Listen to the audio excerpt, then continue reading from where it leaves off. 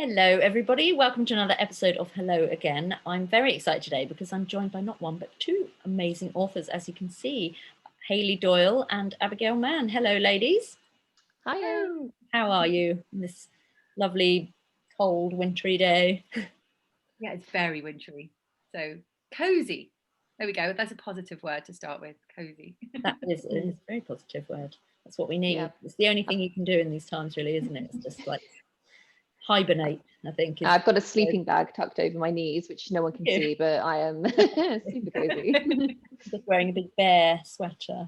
So actually quite alarming, isn't it, when I do that? It's quite sinister when you can't see. It's quite sinister. I should rethink my wardrobe choices. I thought it was a little cat, like a kitten. Oh, no, I'm afraid not. It's a big Canadian bear that she certainly didn't want to meet when you were out trekking or in Canada. So yeah. But anyway, I digress. Let's start, as we always do, by each of you telling us a bit about yourself and your books. So should we start with you, Hayley, as you're at the top? Okie doke. So yeah, I'm Hayley. I'm from Liverpool, if you haven't picked up my accent yet. But I've lived in London for quite a few years now. And prior to that, I was living in Dubai, which was quite a big inspiration for my first book, Never Saw You Coming. So about me, I trained as an actress. I worked in theatre for many, many years before setting up a children's theatre school. And during all that time, I've always written, like, in my spare time. I used to get in from the theatre late at night, and my housemates would all be, in bed because they were getting up for work the next morning, and I'd be buzzing from being on stage. So I'd start writing, and that's kind of how it started. And yeah, ended up doing a master's in writing, and whatever jobs I then got to support myself, it was always about like trying to get published. So yeah, so sort of performer, writer, creator, person, and I'm up to little ones now. So that's me. Amazing. And tell us quick rundown of your new book. So my new book, my second one that's coming out on the 7th of Jan, is Love Almost. And this is a bit of a tearjerker, this one, and it's so weird. I didn't really mean for it to be this much of a tearjerker, but it's about a new relationship, a woman in her mid to late 30s, and she's, some people just don't find that person until about that age. It's very, very normal, really, really common. And she's just like, yeah, I think this guy's like, he could be the one, but she doesn't know because they've only been together a few months, but they decide to just go for it, live together, because what's the worst that's going to happen? We're going to break up, but no, something even worse happens and he's killed. And she then, the whole story is about how she needs to find a way to live, knowing that her life is going to be just full of what ifs, and that lovely, beautiful honeymoon period that you're in is taken away from her. So her whole future is sort of thrown up in the air, and that's what it's about. So I tried to lighten the story with lots of very colourful characters in there who either help her or don't help her, and some situations that she might find herself in, hopefully got a little sprinkle of humour in there, because life is sad, but it's also pretty funny as well. So yeah, fantastic. You see, this is the thing that you both have in common in spades, is the humour element. So Abby, tell us a bit about you and your book. Yes, so I used to be a secondary school English teacher, sort of trained to do my teaching here in London, which is where I live now, originally from Norfolk. And Norfolk has like quite a tradition for quite dry, sardonic humour, which I think is something that I have picked up, and that's the kind of humour that ends up in my books. So I was up in Sheffield teaching, and I taught there for a few years, and then came back down south, moved back in with my parents again, and thought I'm going to give myself a year to write a book, because it's something I'd been toying with for the idea of it for ages, but thought I need to just stop talking about it now and actually do it.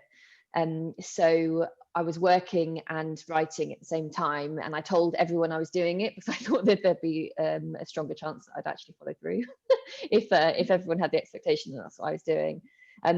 So I submitted it into the Comedy Women in Print prize, which was in its first year in 2019, and then it came runner-up in that. So that manuscript then sort of became The Lonely Feeder. So that's my debut novel.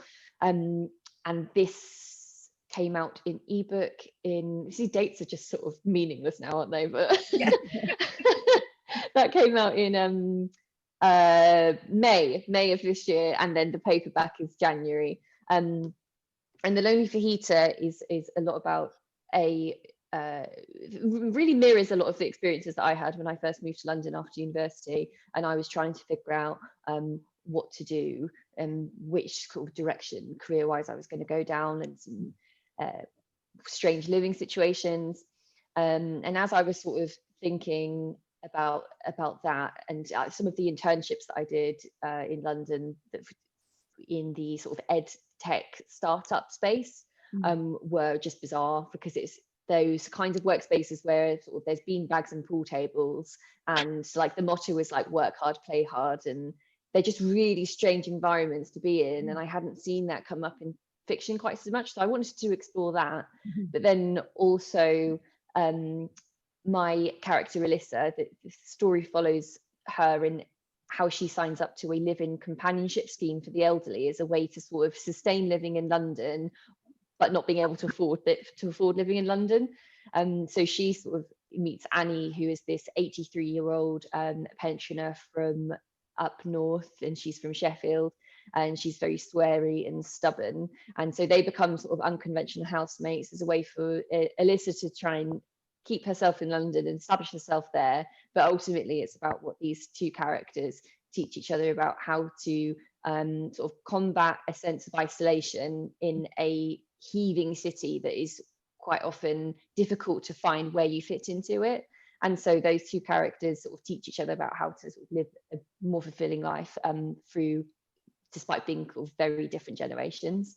So that was really sort of a vicarious step, I suppose, about 3 years after I left London for the first time, thinking sort of how could that situation have been made sort of as positive as possible, and thinking, yeah, I would have done that actually. I would have moved in with an elderly person in Hampstead if it meant I could stay in the city and you know, become more comfortable with such a massive place from being from little old Norfolk. London, I mean, that was certainly my experience. I lived there for years, and it can be the loneliest city in the world for such a big, sort of buzzing place.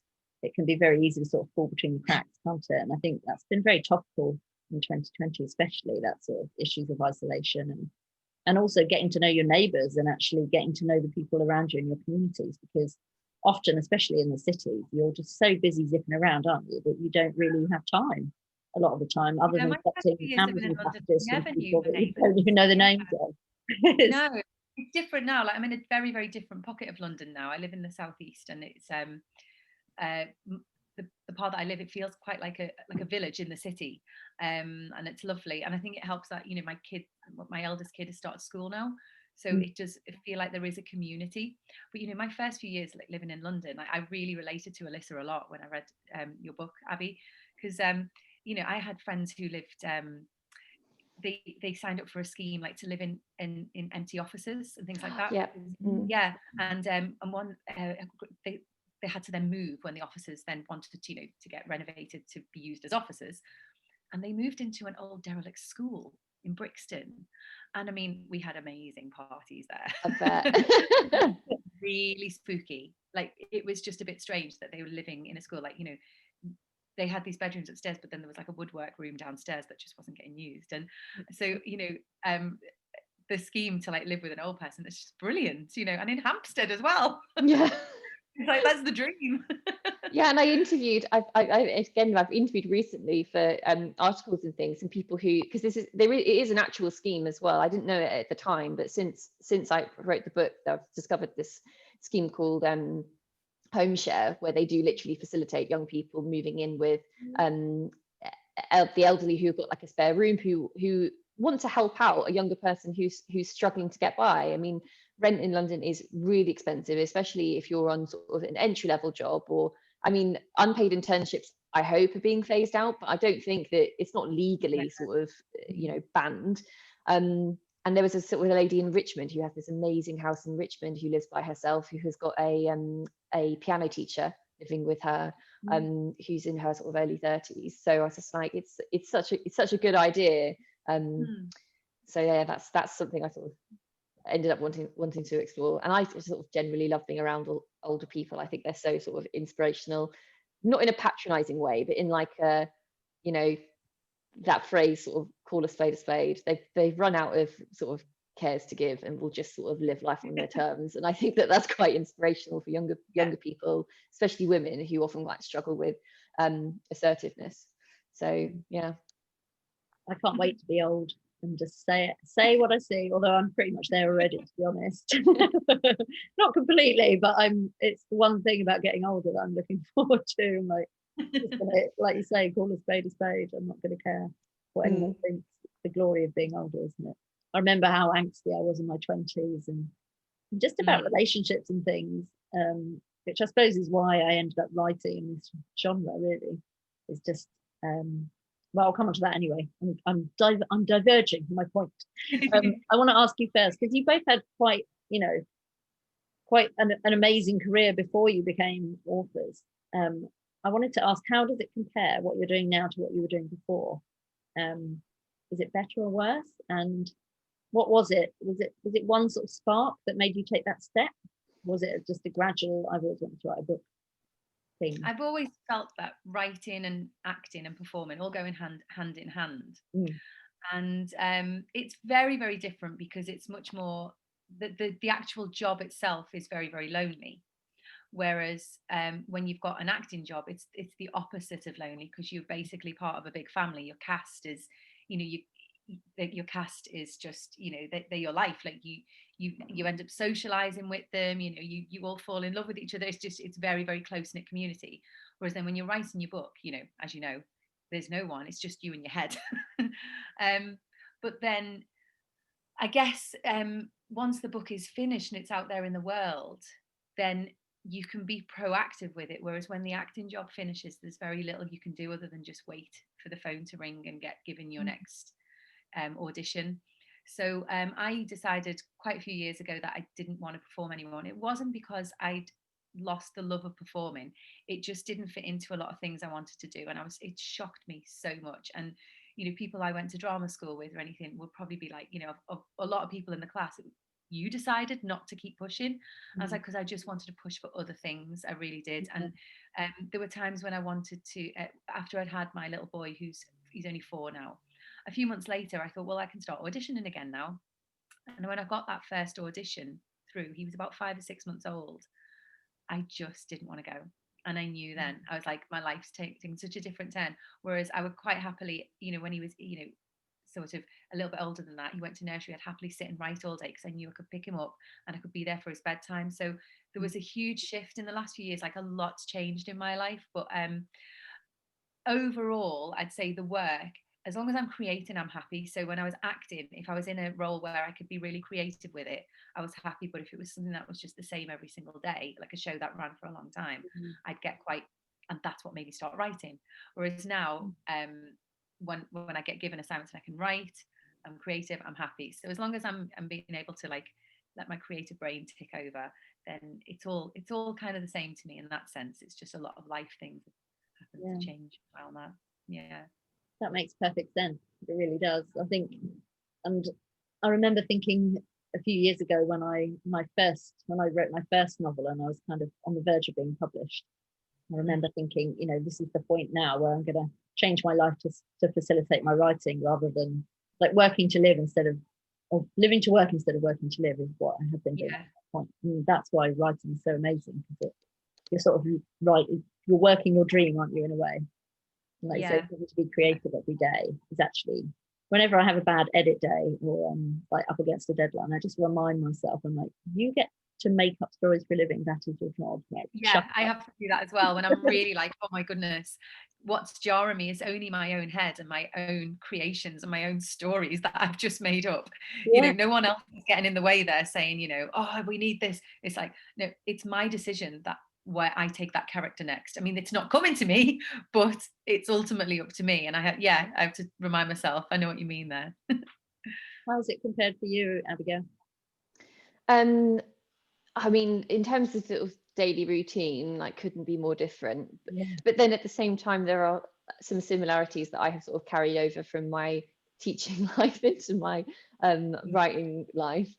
So, I mean, secondary schools are just rapid, and things happen, things you can't plan for. You're trying to sort of you're basically in a similar way to you, Hayley. It's a sense of performance, because you have to take your sort of your actual, you can't go in and being your genuine authentic self into a classroom, especially not in front of teenagers, because they'll see it and they'll just they know exactly how to sort of pinpoint if they're not in the mood to do any work, which sometimes they aren't, and that's fine. Sometimes we're not in the mood to do any work, so you have to put on this persona and carry it through, and depending on sort of which group of kids you have in front of you in any 1 hour, that might alter slightly. So you're like, oh, this is the group where I can be a bit more jokey. This is the group that I have to be like a complete robot. And so you're having to sort of make those calls all the time. And I read somewhere that the only profession that has like more interactions per day than a teacher is an air traffic controller. So teachers have about 3,000 separate interactions in a day, sort of making judgments or giving instructions, or saying different things. And I wanted to start writing again whilst I was teaching, because I was doing creative writing lessons with my students, and we had a training session about if you're asking your students to do something and it's a 15-minute task, or you've given them a creative writing prompt, you've put a picture up, like a nice photograph, and you've sort of given them a way into a story, you should be doing it too. And initially I was just like, oh, but I'm not at school anymore, but I started doing it. So I started joining in with the creative writing prompts that I was giving my own students, and then I sort of just stopped noticing the timer going down. And then I was quite annoyed then I had to sort of carry on the rest of the lesson and not just be like, can you leave please, I would like to continue writing. So that sort of started feeding the fire again. But after work in a school, just brain dead. Like the only thing I could sort of bring myself to do was like watch Love Island and eat something and go to sleep, because it just had the tank was empty. So when we had to move back from Sheffield, and I had to sort of reevaluate a few things, in a similar to what you were saying, it was okay, how can I create a lifestyle for myself where I can dedicate more serious time to writing, but I also need when, especially before you get deals or anything, it's not paying for itself. So it's doing something like I could have that sort of balance. So did some freelance editing stuff, and sort of working for a charity, which I still work for sometimes now. So when I then flicked into my like full writing days, because I'm not much better working, I've got a clear sort of days in front of me. So when I have those periods of time, I basically just mimic the school environment, and I have bells that go off. So you're conditioned to work really well under those circumstances. But it's exhausting writing, isn't it? Like it can be really, really exhausting. And just if I've got to look after my kids all day and think, well, I'll write tonight when they've gone to bed. I mean, come on, that is the last thing I want to do. By the time they're settled and it's like nearly 8 o'clock, I can find I can edit, especially if it's like something like a line edit. I mean, I'm tired, but I'm like, this is the quietest the house is going to be until this next time tomorrow night. So I've got to do this. And I know it's like it's a couple of weeks where I just, hammer it through, but being actually creative and coming up with the actual scenes and the dialogue and everything, I mean, it can be really, really exhausting. So, no wonder it takes people years to write a book, or people say they're writing a book and then they never finish it. And, I taught creative writing in Dubai. I set up a creative writing school. It was just, it was for adults. It was like a 4-week course. We met once a week, every Monday. And I based it on the masters that I did. I kind of condensed and simplified it and made it more fun. And it was amazing how many people would turn up like with their pen and their notepad on the first day to learn everything. But by the end, they'd feel so guilty that they hadn't written anything.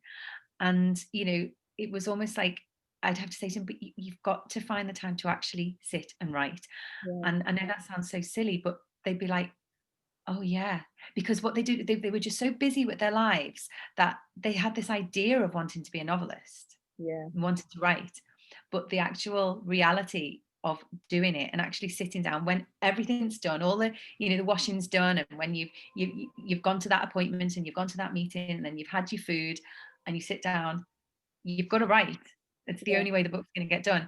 And on the first week, you could see some of the adults on the course just being like, well, yeah, obviously to write a book, you've got to write. But by the end, they got it. They were like, yeah, I haven't written anything. I had all these ideas and I've wanted to, but I just haven't got there. I was like, don't beat yourself up. Just keep the ideas, keep writing things down. You can't force it, you know, unless you suddenly come into loads of money and can give up your day job and just move to Paris and write a book. Yeah, that's so true. And I think that's what puts so many people off, including me to begin with, because you just think, well, if it was going to happen, if I was meant to be a novelist, I would just be writing things down almost in like a stream of consciousness and they'd be amazing, which is stupid. I mean, people who like want to run marathons don't just get up and do them like on day one. So it's like training that muscle and that focus over time. And I think that's why I have to rely on like the Pomodoro timers, because if not, there's so many ways that my brain will be like, you could do this first, or you could do that first, or it just doesn't happen. So it is that forcing yourself in like short bursts to actually sit down, and then it all sort of builds up from there. That's a really good idea, actually. I might steal that one off you, like setting yourself like small times, because you can just go, right, I'm going to do this until then. I remember a friend of mine said, just do 15 minutes. Just write for 15 minutes. And by the time I got to 15 minutes, I was in the flow. It was, but I think if I knew I had 3 hours, I'm just going to go la la la la la, like 3 hours. So it does work. I'm going to get myself a bell. You can have me. Let's talk about your characters now, because they're both, I mean, the central protagonists, Chloe and Alyssa, are both very strong women, very funny, very brilliant characters. And I wanted to know, did they come before the plot, or did they kind of grow from the sort of kindling of your initial idea for a story? Or is it a bit of both? So Chloe came, so I think characters for me are my forte over plot. That's what I've always kind of, in the initial stages, I struggle more with plot because I get so into my characters. So I think, I don't know where Chloe came from. She just happened, and it came really quite naturally. I didn't base her on anyone I knew, and I didn't base her on myself. But I just, I just tried to create someone that we all know. Someone who isn't just, you know, like your typical protagonist, someone who's very flawed, but can be your best friend, but you can relate to. I tried to make it as relatable as possible without making it cheesy. And whereas a lot of the other characters in it, I kind of did base on people I know, sort of, or I really thought of them, and I spent more time thinking about what they were going to look like. Because, you know, for Jack, for example, I just didn't like Jack for so long, and his name was Luke for so much of it. You know, in the first draft, and I really like the name Luke. That's why I chose it. It's a lovely name. Yeah. And when I changed him to Jack, he just was like, there he is. There he is. It's so weird how the littlest change can do that. So interesting. And there was something about Jack. He was just, when he was Luke, I don't know what it was, and it made me not like the whole story. And it was just a simple change like that. And I for some reason, he softened, and then I saw him and I heard his laugh. Whereas with Chloe, she happened quite naturally, whereas I had to do a lot more work on the plot for the story. And I think the same was with Never Saw You Coming. I had these really strong characters. Jim much more so than Zara. Zara needed a lot more work. Whereas again, it was the plot that I had to keep going back and tweaking, and getting a little bit of editor advice on there, and things like that. Whereas the characters, I'm like, just I will write characters all day long. I think it must be the acting for me. Definitely, yeah. All those dialogue scenes are so, they just flow out, don't they? Like you're chatting to a friend, and then you're like, okay, so what happens next? Something good happens. ... X, X, X. A major thing happens here. How about you, Abigail? Similar, I think, actually. The character overplot, I think that's something that I suppose comes more naturally because I love writing dialogue. It's my favorite part of story writing. And then that's always the chunks that need to get chopped down a lot because they just get carried away. But with my first, with The Lonely Fajita, the main character, I would say, is about sort of 30% how I felt when I was 24, 25, first moved to London. 30% anecdotes and sort of memories and stories I had pulled from friends, and then the rest made up. And then in my second novel, I've stepped, I think, further away from my own realm of experience, and I think that is a sort of maybe like it feels safer writing about things that you have felt before and that you've experienced before, but at the same time it's quite exposing. And I think with the second one, it was harder to construct Ava, who is the character in The Sister Surprise, which is my second novel, but at the same time I've read a lot of like books on psychology and psychotherapy and mother-daughter relationships and things, and it did start more naturally veering away from my own experiences, but in a way I think with The Lonely Fajita, it is that sort of feeling of being, I mean, she is very strong in a lot of ways, but perhaps more quietly than other sort of strong female protagonists, in that the internal sort of dialogue that she has running through her head, which is overanalyzing, making assumptions about how other people think and feel, and preventing herself from being bold in her choices. Those are not very external. You can't really see those issues externally. And so maybe I think the first person, I write in the first person, I think that helps a lot with getting into the heads of protagonists. But then also sort of the secondary character in The Lonely Fajita, Annie, who is an older, 83-year-old woman, and that was a lot fed into from my own nan, who is could not be more assertive if she tried, especially in the food hall at Marks and Spencer's when they've moved something and she doesn't know where it is anymore. That is like fire and fury. So she was sort of fed into it. And also when I was sort of up north and living in Yorkshire, I think people there are just a lot more they're not unpretentious, and also I think from what I have observed, just a lot more assertive and sort of know themselves. And I really, really loved that. So I wanted to include that in her character. So yeah, definitely character. And then that's why editing is so hard, because when you do that structural edit and it's like, oh yeah, no, characters definitely my strength, and plot, that needs a lot of work afterwards. So it's like undoing the puzzle and piecing it back together again. It's just building blocks though, isn't it? I think a first draft is always just a version of a story that, you know, that you're telling yourself and your editor, and actually no one else ever really sees it, do they, apart from your agent? And I think it's just a process that you have to go through. Like I've learned over the course of whatever it is now, 7, 8 novels, that you just have to write a story and then you have to write it again. That's just the way it works. As soon as you get your head around that, you're like, oh, okay, it's fine. Yeah, it's like when I knew, when I was telling you before about the getting the second draft of Love Almost, and I knew there was a big job ahead. And it was really nice when my editor said to me, you know, I don't think this is a big job what you've got to do.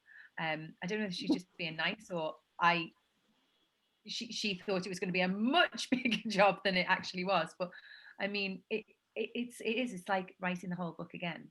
even if you just got to add in a few chapters and take out a few chapters Yeah. out of the whole thing, that in itself is huge, because you've spent so long constructing this to press, you know, the end and send off to the editor, Yeah. that to just change more than just a few little things is always going to be so big, because it's going to then snowball so many other things.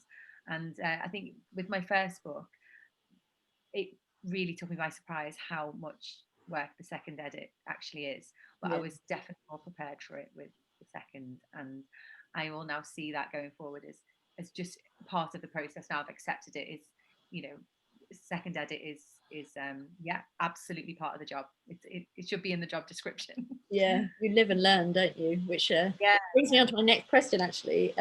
Just talking about the genre that we all, the three of us, write in, about women and their lives and their issues and things.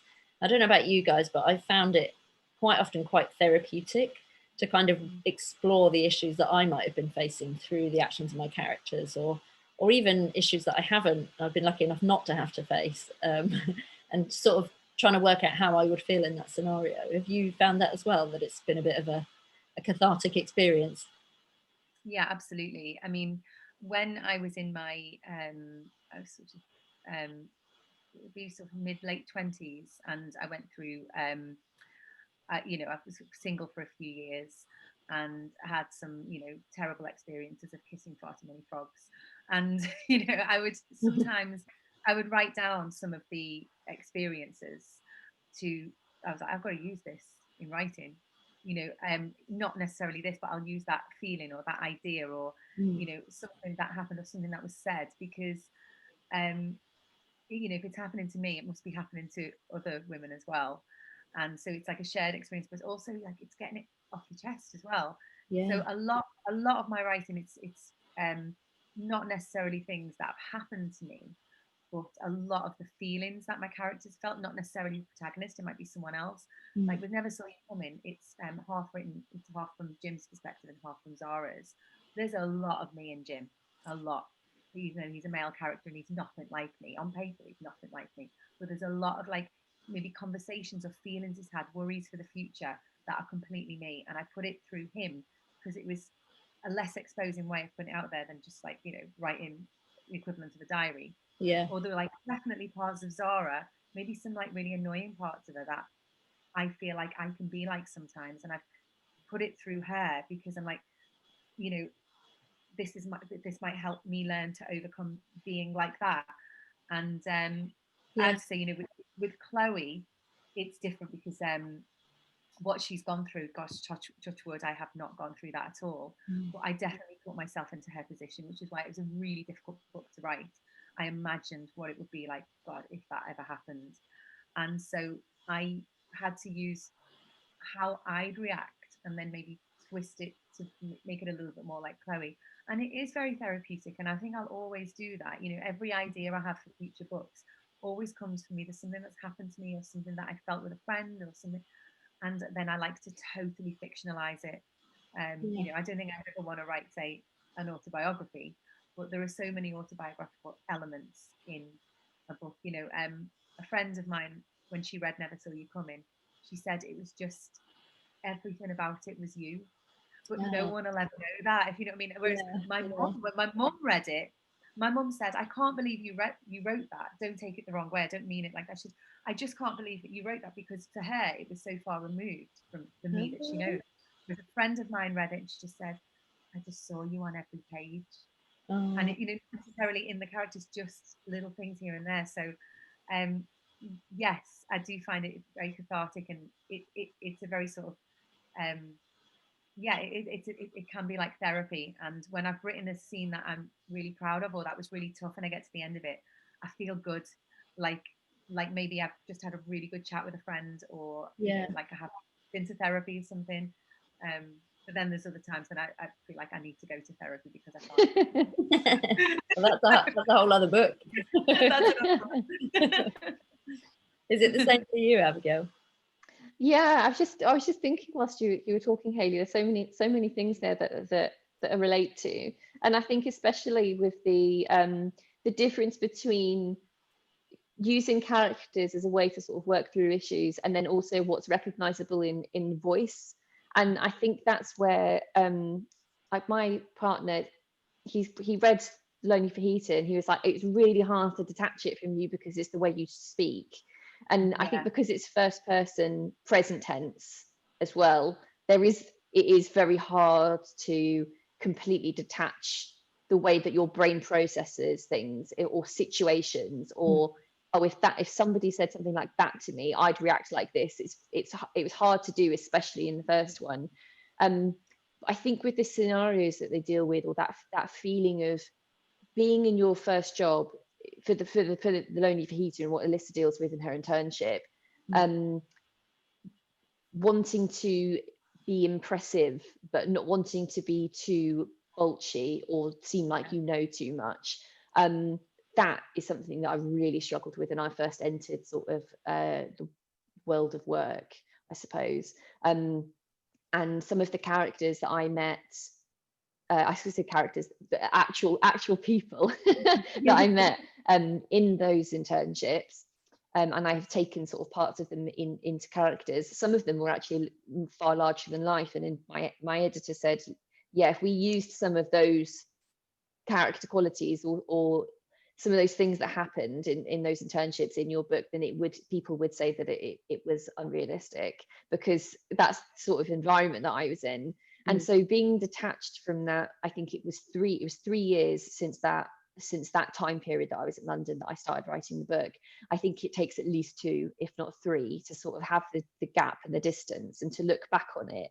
And rather than sort of react to it in a purely sort of emotive way, is to reflect on it in a more sort of critical and detached way. And so it's always the sort of the best friend characters in my books, or in the most recent one, Sister Surprise, it is the romantic interest who act as the sounding board for the protagonist. And that's when it felt like it felt like therapy, because you've got the protagonist sort of talking through this issue that they're having, and then you've got to come up with the advice for them through the voice of the supporting character. So I had sort of Suki, Alyssa's best friend in Fajita, giving her this advice back, and I was thinking, well, that is like my advice that I'm giving to myself 3 years ago, but I'm just using it, a different character as the puppet to say it. So useful, I think. I said essentially it's role playing, and from what I have heard, that is a tactic that life coaches and therapists will use with people as a way to sort of help them gain clarity. So yeah, definitely agree with you. It can be, and I think that's possibly why I lean towards. I mean, some of the issues that I sort of deal with in fiction, I mean, they're quite difficult, but I think that's why I always lean towards it being sort of uplifting, because I tried writing books before these that were historical and much more dark, and I internalized too much of it and just became really miserable. So I was like, no, comedy is definitely better for me personally. I think that's more true to life. What you say about... Sorry, I'm just saying, I think that's more true to life. I think so more often than not, we chuckle our way through a situation, you know, even when you've been dumped and you're kind of, someone's been sick on you and you're sitting on the floor and it's raining or whatever, you will still be able to kind of laugh at your own demise. So yes, it's a very British way, isn't it? It always seems funnier in hindsight.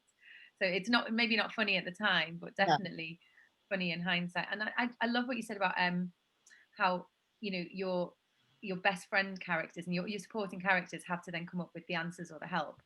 And that's really tough on us as authors, because, you know, we do put so much of our own heart and soul in there. But, you know, like, you know, I think a few people who've enjoyed Love Almost but have said, I think her best friend Beth's a bit harsh though. But it's like, that's what Chloe needs. That's what she needs. I wouldn't have written a character like that just for the sake of having this harsh, brassy girl that, you know, Chloe needs that. Otherwise, you know, she would just have someone she'd just kind of wallow with, and they just end up like wallowing together. You know, they balance each other out. That's what I felt like she needed anyway. but yeah, and it's making that choice of how your character's going to cope with something, and how they're, who they're going to react with, and who they're going to react best with, or who they're going to react badly with. Like, I think Chloe and her mum react terribly around each other, but that's a situation that's different because they can't choose each other. Whereas with a best friend, you choose, well, you choose your friends, you can't choose your family, don't you? So Yeah. The relationships are always going to be different in that sense as well. Yeah, it's fascinating, characters and how they behave and how they're going to behave, and it is psychology, isn't it? Yeah, it is.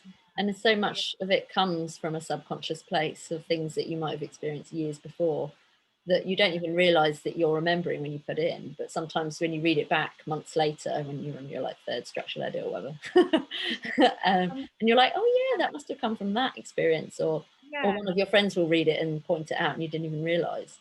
I find that really fun. I really relate with what Abby said as well about writing about something a few years later, because I think when something's happening to you right now, you haven't had time to process it. So writing about it, you might maybe regret writing about it, or not giving it the full picture, because it took me to have left Dubai for a few years before I could write about it. When I was there, I remember starting writing a book that was sort of part based there, and it just wasn't right. It wasn't gelling at all. But once I'd moved back, and I now look at it from a different perspective, and the overall experience that I had there, I was then able to just pick out the best parts to tell a story with. Yeah. And it's like with them, I had a baby last year, and my little boy was 4. I'm not quite ready yet to write about motherhood, because I'm in the thick of it right now, and I really am. But maybe soon I'll be there. Once because my baby's now a toddler, so I'm kind of getting out of the baby baby brainness, and it's moving on to another phase. So maybe soon I'll be able to write about pregnancy and giving birth, because I'll be able to through the other side. Yes. Yeah. Whereas now, I don't want to write about having a 4-year-old and a 1-year-old, because it'll just come out all like wrong. Whereas in a few years, maybe I'll write about a character who's got young children. But then it's strange, isn't it? Then we write about people who, like, I've written parents with grown-up children, but they haven't been the main character. So it's interesting that we've still got to imagine all that. I think for our main characters, if you want to base it on something that's happened to you, maybe it is good to remove yourself from it, because then you can look at the whole picture in hindsight, then, can't you? I think I found the more novels that I've written, the further I've stepped away from my own experience and ventured into other people's experiences and tried to kind of almost role play it. And writing, I wrote an army veteran who'd lost a leg and had to visit and spend time with a lot of men who had been through that, and then tried to get inside that head. Obviously I could not relate to that in any way, shape or form, but it was a really challenging but really sort of, a great writing experience, really. And I grew a lot as a writer doing that character, which was a random choice. I remember my editor being like, really? Okay, that's quite random, but go ahead. That would come from a confidence of you having now written so many books. Yeah. You feel like you can do that. I mean, I think when writers are starting out, they always sort of, they're always going to tip towards autobiographical at first. Yeah. You write what you know, don't you? Even if it's like sci-fi or fantasy, there's going to be so much of your own thoughts and feelings in there. Like maybe just your thoughts about the world or your political views or something like that is going to be somehow in there. But the more confident you get, you can then branch it out. Hopefully. Watch this space. ... I wanted to ask you as well, just before we run out of time, what are your sort of ultimate career writing goals long term? I mean, mine's obviously like Brad Pitt making my film / falling in love with me. All the full works, really. Who's gonna go first? We're all thinking about like Brad Pitt offering us a film deal now. I would love to see one of my books on stage. I think that would be a lovely come full circle thing, because when I was at drama school, I loved creating my own work. I liked getting into a group of people. Like I set up a theatre company with a group of peers, and we went to the Edinburgh Festival, and we really believed that our show was the most amazing, unique thing. Like everybody does when they go to the Edinburgh Festival, and you're 20 and you're full of like, wow. And it would just be a lovely, full circle to see. I mean, to see one of my stories get made even into a musical or something, because musical theatre is also, very strong part of my background. To work collaboratively, I'd love to do that, because I think script writing and novel writing, I don't know how much experience you've had with script writing, but it's so different to novel writing. It's just, I find it a very, very different kettle of fish. So I think because novel writing, like I said, is so solid, you're always on your own and you're in your own head. To get the opportunity to work with a team, to collaborate, to make a book of mine a piece of theatre would be lovely. Yeah, so that's the dream I've got there somewhere at the back of my mind. Just Sure, sitting there going, wow, there's my characters on stage and there's an audience in the theatre in the future. Come on. It really does feel like a pipe dream right now, doesn't it, in this day and age? But, incredible. That's my dream. Yeah, I think well, I think one of the things that I sort of would love is to see like a backlist, and to almost, I mean, we've spoken so much about how we've got sort of a few years detachment and stepping further and further away from our own sort of experiences, and I think it would be so satisfying to look at a sort of a backlist of 10 novels, and sort of to see not only sort of your craft progressing, but also your life experiences reflected in these backstories. So that would be amazing. And I think because I write in a way that is very visual, I see scenes playing out in front of me, and almost imagine sort of angles that they might be used or what they'd be framed by in their environment. And it would be amazing to see a book be turned into a film or a TV series. I think that would be so cool. And I'm not even particularly precious about whether or not I'd get to do it. If someone gets to do it, then that would be amazing. But yeah, that would be very cool.